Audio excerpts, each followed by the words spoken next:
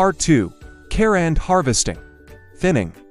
Once the radish seedlings emerge and develop their first true leaves, thin them to about 2 to 3 inches 5 to 7.5 centimeters apart to allow proper spacing for growth.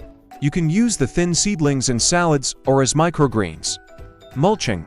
Apply a layer of mulch around the radish plants to retain soil moisture, suppress weeds, and maintain a consistent soil temperature. Maintenance.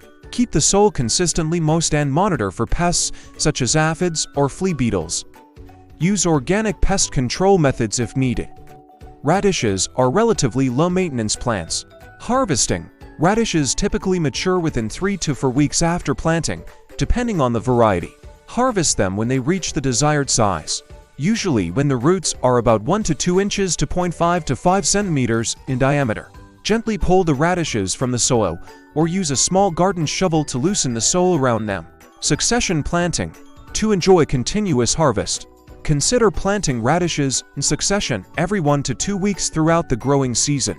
By following these steps, you can successfully grow delicious radishes in your backyard garden and enjoy the fresh, crisp flavor of homegrown produce.